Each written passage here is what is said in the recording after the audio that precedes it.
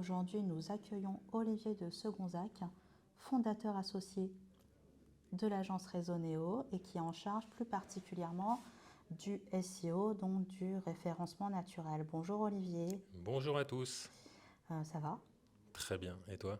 Bah ouais, oui, ça va. Pas trop en mauvaise compagnie, ça va. Cool. Je suis flatté. T'es flatté. Aujourd'hui, moi j'avais envie qu'on discute des relations que Google entretient avec les webmasters. D'ailleurs, c'est déjà un peu drôle de dire ça comme ça, je pense, parce qu'il y a un côté comme si Google c'était une personne. Google fait ceci, Google fait cela, C'est annonce notre Dieu ceci. à tous. C'est notre Dieu à tous. Alors moi, je pense que c'est plutôt Tim Berners-Lee, notre Dieu à tous, en tout cas notre Dieu créateur Le père fondateur, ouais, de c'est sûr. notre métier, de nos métiers à plein de gens qui écoutent ce podcast. Mais dans la relation avec les webmasters, la partie un peu, je dirais, la plus spectaculaire, quelque part, si on peut parler de spectaculaire, c'est peut-être au niveau des updates, donc des mises à jour qui sont faites au niveau des index ou des passages d'algorithmes, ce genre de choses, qui font l'objet de communications spéciales de la part de Google. Ouais, tout à fait. Et on est en plein dans l'actualité parce que il y en a eu une justement la semaine dernière, le 5 mars. En fait, il y en a eu deux, puisqu'il y a eu une mise à jour Core Update, on appelle ça. Donc c'est vraiment le cœur du système qui a été, qui a évolué. Et en parallèle, on a eu un Spam Update, donc les consignes de respect des réglementations internes à Google. Déjà, ça donne l'impression qu'ils travaillent beaucoup, les gens chez Google. Ils sont nombreux en tout cas, hein. J'ai regardé les chiffres la dernière fois, je crois que c'était 160 000 personnes qui travaillent chez Google. Ouais, sur le search, En tout, en dans toute tout, la ouais. boîte. Sur le search, ils sont moins. Ouais, mais c'est déjà, oui, c'est sûr qu'ils ont l'air d'avoir un agenda qui est occupé, en tout cas assez pris pour avoir ces updates réguliers, parce que l'année dernière, on a eu quand même une belle concentration de l'été jusqu'à l'automne, où Ouais, on en a eu quasiment une fois par mois, quoi, ou un peu plus même. même plus, effectivement. De août à novembre, je crois qu'il y en a eu 7. Ouais, d'un point de vue nerveux, je me suis dit, bon déjà c'est pas forcément évident, mais je me suis dit que ça nourrissait bien les gens qui vendaient des logiciels de reporting. Oui, c'est sûr. Tout le monde veut analyser après comment ça s'est passé. Est-ce que qui a été touché, pas touché, ou dans le bon sens ou dans le mauvais sens. Ouais, Donc c'est effectivement ce qu'on regarde généralement après un update. C'est les tops, les flops, issus des outils qui font ce genre d'analyse. mais est-ce que soi-même en tant que, tu vois, je pense à Resoneo d'un point de vue prestataire de conseils sur du référencement naturel, est-ce qu'il n'y a pas aussi une difficulté d'analyse ou de justification, légitimisation de résultats avec des updates aussi rapprochés, ou même pour travailler, comment savoir, comment deviner un peu ou argumenter nos propres actions? Alors si tu veux, nous, côté agence, je pense qu'on est quand même plus serein que les éditeurs indépendants qui opèrent leur propre site Ouais, et qui, eux, ont l'habitude aussi, donc ils sont quand même sereins. Si tu veux, quand on est SEO, en général, quand ça fait un certain nombre d'années qu'on pratique, on est devenu un peu hermétique au va-et-vient et on sait que c'est le jeu, c'est la loi du business, c'est le jeu du chat et de la souris avec Google. On va tenter des choses, on va exploiter les failles que le moteur peut laisser passer. Donc on va avoir des sites qui vont monter, parfois en flèche, parfois doucement, et puis on sait qu'ils peuvent s'arrêter du jour au lendemain. Côté agence, on essaye quand même de faire un maximum de choses pérennes dans le temps. On ne va pas s'amuser à aller monter des PDPN directement connectés au site du client, etc. monter quoi, tu peux préciser pour les gens? Des PBN, c'est des réseaux de sites privés sur lesquels on va vraiment pousser tout ce qu'on peut faire pour contourner les règles de Google et faire en sorte que ça fonctionne bien. Par contre, on casse à ce moment-là toutes les bonnes pratiques qu'ils essayent d'imposer au niveau de leur réglementation anti-spam. D'accord. Mais c'est vrai que dans tout ça, c'est quoi le but de Google, en Alors, théorie? le but de Google, en théorie, c'est d'organiser l'information mondiale et de la mettre à disposition du public. Ouais. En pratique, ça veut dire avoir des résultats pertinents qui répondent aux requêtes et aux intentions de l'utilisateur. Ça ne marche pas toujours. Il y a beaucoup de plaintes et d'abus qui sont faits qui font que on ne trouve pas forcément toujours ce qu'on recherche.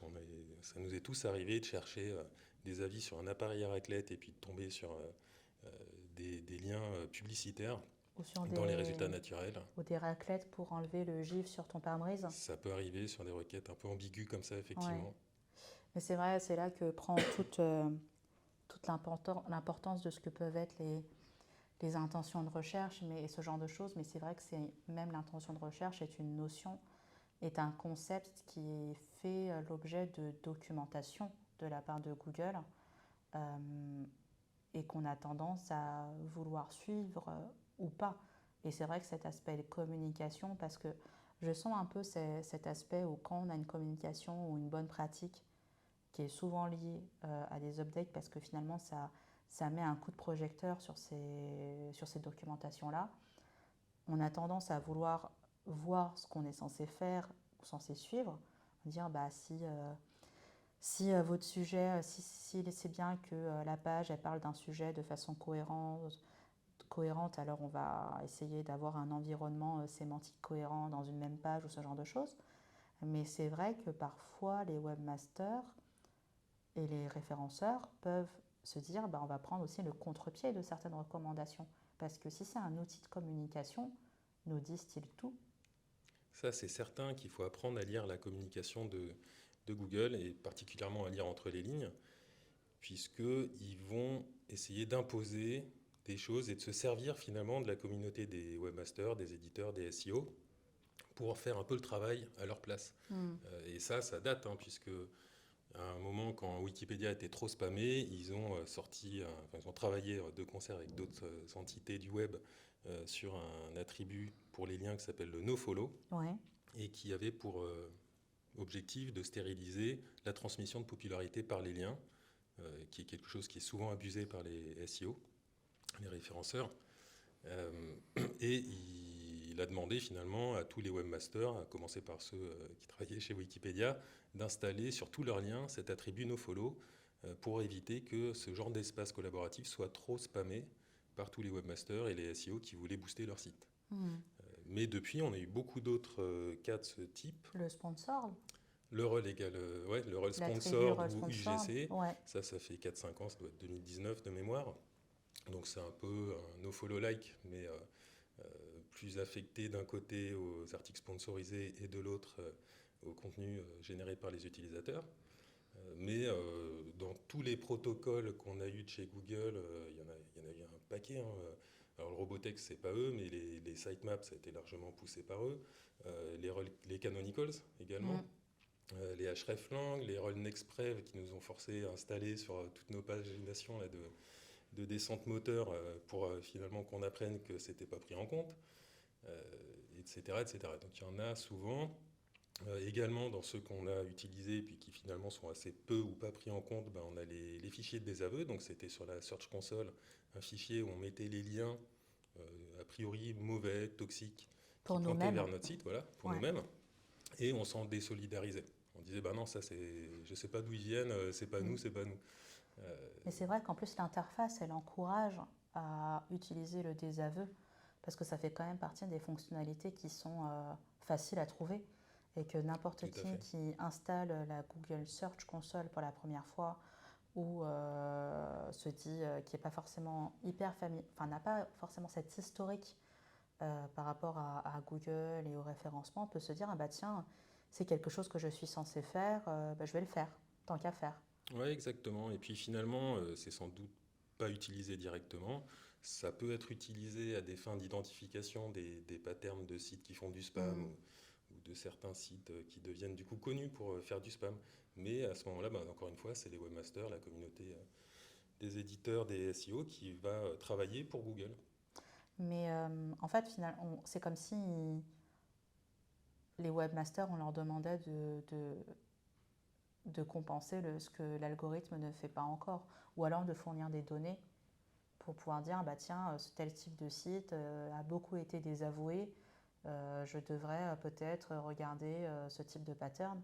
Mais je pense que ce qui est intéressant, c'est l'aspect aussi où il y a il y a une communication, on peut prendre le contre-pied, et là, les gens qui écoutent ont sûrement identifié que tu as utilisé beaucoup de jargon par rapport tous les attributs qu'on peut mettre dans des liens, hreflang, ce genre de choses que vous avez pu entendre, mais ce jargon, finalement, il est un peu à l'image du suivi que nous impose l'ensemble de ces améliorations. Parce que quelque part, Google communique que ce sont des améliorations de moteur, d'ajout d'outils pour pouvoir proposer des résultats de plus en plus pertinents. Mais ce sont là, pour les gens qui font de l'édition de sites ou qui sont référenceurs, qui créent des sites en général, ce sont que finalement des couches sur des surcouches de recommandations et de choses à faire en plus au fur et à mesure des années. De faire en plus ou à prendre en compte pour savoir ce qu'on est censé faire sur son propre site internet, quoi. Ouais, c'est ça, tu as bien résumé. Il y a un petit côté désagréable hein, quand même, Ouais, parce que irritant. irritant, ça fait plus de 20 ans que je fais du référencement naturel. Mais À t'as l'époque, 2 ans. ouais, j'ai commencé jeune. Ouais. À l'époque, c'était quand même très freestyle, entre guillemets, c'était un terrain vierge. Et Mm. il n'y avait pas tous ces protocoles. Et petit à petit, c'est vrai qu'on a l'impression que Google nous prend un peu pour ses plombiers du web. Et on doit installer tous les protocoles divers et variés Plombier en urgence. en plus, parfois. Donc, ils ont des marottes régulièrement sur la qualité des liens, Ouais. du contenu, etc. Donc, en ce moment, Google pousse très fort sur l'expertise, l'expérience, l'autorité, Mm, la mm. confiance des sources qui produisent et diffusent des contenus sur le web. Ils ont un update qu'ils ont appelé le HCU, le Helpful Content Update, Mm. qui est destiné à limiter le volume de contenu de faible qualité, à faible valeur ajoutée qui est publié chaque jour sur le web et à essayer de faire émerger ce qu'ils appellent les hidden gems, donc les pépites cachées sur le web. Ça a eu pour effet de propulser en haut des résultats des sites comme Reddit ou Quora, ce qui fait que les éditeurs, les webmasters qui veulent faire de la monétisation sur le web ont senti le filon et sont allés se mettre à publier sur ces plateformes collaboratives des contenus promotionnels pour parler de leur site, de leurs produits, de leurs services. Donc on est finalement dans un jeu du chat et de la souris, un cycle où Google essaye de limiter un peu ce genre Mm. d'abus et les webmasters cherchent la faille pour continuer à en profiter. Ouais. Mais c'est vrai que moi j'ai un souvenir de référencement facile à un moment donné. Enfin, pas forcément facile, mais déjà parce que on était sur des univers web avec beaucoup moins de concurrence aujourd'hui, aussi avec beaucoup moins de sites, je dirais, mercantiles, avec des gens qui ont des budgets pour développer certaines actions ou plus de visibilité, ce qui peut parfois donner l'impression qu'il y a un jeu un peu injuste entre des personnes qui peuvent déployer beaucoup de choses mais qui ne sont pas forcément les plus pertinents dans un domaine d'activité. Donc ça peut être un peu agaçant, mais y a un truc que je constate, c'est quand tu parles de marotte, c'est que la communication de Google, elle est tellement concentrée, je trouve, sur certains sujets à un instant T. On va dire, j'ai l'impression que une fois par semestre, on a le nouveau truc à faire absolument et et qu'on se sent un peu pressé par certains sujets. Dire bah là il faut faire de l'expertise, oui c'est sûr, mais ça peut aussi nous éloigner un peu de certains fondamentaux qui sont bah faut déjà que mon site il fonctionne, qu'il parle du bon sujet et qu'a priori les gens le trouvent parce que peut-être que je suis quelqu'un de pertinent quoi. Ouais, c'est vrai. Il y a quand même une certaine constance dans la communication de Google au sujet de la qualité, de la pertinence des contenus. Ouais. Ça ne marche pas exactement comme ils voudraient, hein. On se pose parfois la question, est-ce qu'ils ont vraiment les moyens de leurs ambitions? Et il y a quand même beaucoup d'exemples sur le web de sites qui font les choses correctement en respectant les bonnes pratiques, les guidelines de webmaster de Google, et qui pourtant n'émergent pas. Mhm. Moi, je viens d'une génération où il n'y avait pas Internet quand j'étais petit. Euh, il y avait l'électricité, je te rassure. Je vois que tu me regardes bizarrement. Il y avait la télé en noir et blanc, Il y non? avait la télé en noir et blanc quand C'est j'étais vrai. vraiment tout petit, Il mais fallait que j'ai eu tu la te couleur assez lèves vite. pour changer de chaîne. Ouais, ça m'est arrivé, ça, Ouais. effectivement. Du coup, on changeait pas de chaîne. De toute façon, il n'y avait pas beaucoup de chaînes, hein. Bon, moi je sais, je faisais pareil, hein. J'ai vu l'apparition de la cinquième et puis après Ouais. la sixième. Mm, Et finalement, moi, c'est ça qui m'a plu dans Internet, c'est qu'il y avait ce côté un petit peu libertaire et démocratique où on pouvait aller se battre au début des années 2000 contre les mastodontes des médias classique et voilà, il n'y avait pas que TF1 et M6 en haut des résultats Google, heureusement. Et avec notre petite page perso free ou notre blog sur Opéra, on e-France. arrivait à émerger. Les e-France, il y en a eu pas mal. Ouais. Les Typepad, les Dotclear, je Oh ne sais pas là si tu te là. souviens. C'était l'époque de la blogosphère. Exactement. Et effectivement, c'était un peu plus simple. Il y avait moins de concurrence pour émerger. Et il y avait moins aussi d'outils et de capacité à produire énormément de contenu facilement, rapidement, comme ce qu'on a aujourd'hui avec les IA génératives, par exemple. Et encore, c'est récent. On pouvait déjà produire énormément avant fin 2022, quoi. Tout à fait. Il y avait déjà de l'IA en réalité, il y avait Oui, déjà des techniques pour produire rapidement des contenus, euh, un stagiaire, des stagiaires, par exemple. des petites mains à l'étranger, il y avait beaucoup ou du spin, ou de Voilà. l'automatisation, de la synthèse, etc. Du speech to text, tous ces Mm, mm, trucs-là mm, mm. existaient quand même depuis un certain temps, mais voilà, très souvent ça faisait quand même des contenus d'assez faible qualité. Et Google n'arrive plus maintenant à trier le bon grain de livret sur le web. Il y a trop de contenus qui sont publiés chaque jour. Ouais. Le nombre de millions, voire de milliards de nouvelles pages web qui sortent chaque jour font que ils peuvent techniquement pas ou plus, et budgétairement également, indexer l'intégralité. Donc ils sont obligés de choisir et de crawler le web de manière Crawler, c'est parcourir le parcourir web. le web, voilà, de manière bien identifiée et d'aller sélectionner avec des algorithmes compliqués certaines pages plutôt que d'autres, en se Ouais. disant cette page-là aura une probabilité plus grande d'être intéressante que telle autre. Mais puis, je pense qu'il y a aussi un aspect, tu vois, par rapport aux updates, à cette communication, un peu cet aspect Dieu tout-puissant, quoi, parce que il y a la capacité d'avoir une influence forte sur certaines entreprises, par exemple, en termes de génération de trafic, de visibilité ou de chiffre d'affaires. J'ai un peu, je me rappelle un peu 2010-2011, les pénalités sur ce qu'on appelait les sites de CP, qui sont peut-être l'ancêtre des PBN d'aujourd'hui, quoi. Mais où il y a eu vraiment enfin, on a fait table rase, quoi. Mm. Et après, et je me rappelle aussi c'était Interflora au UK Ouais, qui qui a avait été eu blacklisté. ouais, une grosse pénalité blacklistée pendant, et je crois que même c'était au moment de la Saint-Valentin alors qu'ils vendent des bouquets de fleurs. Donc c'est vrai que quand on est inexistant, quand on n'existe pas sur Internet, euh, vraiment au moment de l'année où on doit faire le plus de ventes, c'est quand même, je pense qu'il y a des gens qui s'inquiètent pour leur emploi, quoi. Ah c'est clair, ça donne des sueurs froides à beaucoup. Google a vraiment un pouvoir de vie et de mort sur certains sites web.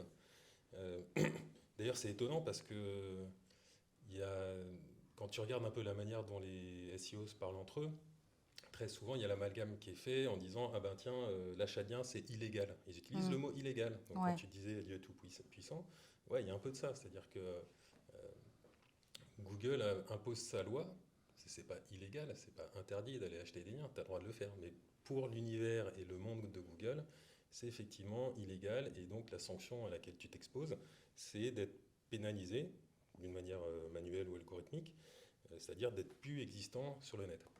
Et le problème de tout ça, c'est que aujourd'hui, maintenant que les couches qui s'accumulent d'algorithmes, d'IA, etc., dans les systèmes de classement des résultats de Google deviennent vraiment énormes et importantes et difficiles à manipuler, à chaque fois qu'ils bougent les curseurs sur ces systèmes de filtres et d'algo, ils créent automatiquement des dommages collatéraux et il y a des sites qui, de manière assez injuste, finissent par en pâtir et à disparaître du web, alors même qu'ils respectent autant que faire se peut les bonnes pratiques imposées par Google.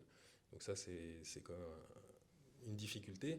Et puis de manière globale, dès que Google sort une nouvelle feature sur le web ou sort une nouvelle boîte, il y a 50 ou des centaines de boîtes qui meurent dans le monde mm, parce mm. qu'avant, elles facturaient ça.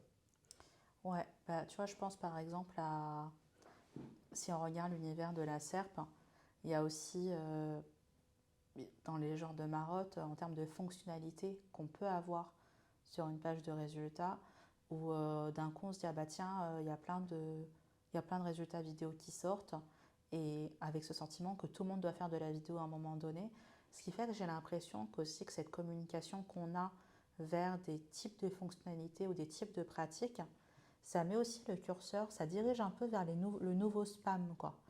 De dire, bah tiens, il faut que je fasse de l'expertise, ce qui est en soi quelque chose, une recommandation très louable, de dire, bah faites de l'expertise, envoyez du contenu intéressant sur le web, et à côté, tu as l'autre côté de la barrière, bah, oui, faisons tous des pages de biographie, inventons des auteurs, mettons des noms de gens qu'on n'a jamais contactés, mais il faut qu'on les cite. Ouais, Et ce ça qu'il faut, crée l'autre spam, quoi. Chaque recommandation peut devenir un spam. Ouais, tu as tout à fait raison. Et c'est vrai que Je là, par sais, oui. exemple, ils ont sorti ils sont en train de déployer ce qu'on appelle la Search Console, pardon, la Search Generative Experience, Ouais. qui est en fait des contenus fabriqués par l'IA en haut des résultats sur certaines requêtes. Donc là-dedans, on se rend compte qu'il y a quand même pas mal de contenus un peu inspirationnels, marketing, Mm. qui arrivent. Et également, comme autre feature qui est un peu plus ancienne, on a Discover, le fil de news qui apparaît dans les applis Google et maintenant également sur desktop. Donc ça incite finalement les éditeurs à produire des contenus de ce type-là et qui incitent au clic, qui sont parfois même un peu putaclic. Alors on devient un peu schizo dans l'histoire parce que il faut attirer le clic et en même temps pas trop parce que Google du coup nous dit bah non il faut pas trop le faire parce que sinon tu mens à l'internaute et il est déçu quand il arrive sur la page et voilà en tout cas quand on est un e-commerçant par exemple à la base on s'en fout d'aller faire des contenus sur telle histoire ou d'aller faire du storytelling On ou veut du juste contenu ses marketing. rayons et sa caisse, On quoi. veut ses rayons, sa caisse et remonter sur les mots-clés commerciaux qui vont générer de la vente et de la conversion directe. Euh, mais là, Google, finalement, avec ces nouvelles features, incite ce type d'acteurs à devenir des médias en ligne et à aller Mm. publier des contenus un peu, qui pourraient paraître un peu accessoires. Dans l'ensemble, ça va quand même dans le bon sens, puisqu'ils travaillent un peu leur branding et leur positionnement. Donc c'est pas mal, mais là encore, il y a des abus, parce que pour être dans Discover, il faut publier plusieurs articles par jour, donc il faut faire de la quantité, donc tu n'as pas forcément le temps de faire que du quali. Ouais. Et si tu publies que du quali, tu ne seras pas dedans. Donc effectivement, ça devient un peu galère, et voilà, ça peut générer de l'abus, ça génère d'ailleurs de l'abus, et donc des déceptions, parce que du coup, Google est obligé de faire le ménage et de nettoyer ceux qui abusent de manière trop flagrante. Ceci dit, moi, un aspect que j'aime bien, cette histoire d'incitation au clic, d'aller finalement non pas hacker les failles du moteur, mais celles du cerveau des utilisateurs et des lecteurs. Qu'est-ce qui déclenche l'émotionnel Ouais. dans un titre et une description? Enfin, tu connais ça par cœur, tu travailles dans l'éditorial depuis longtemps.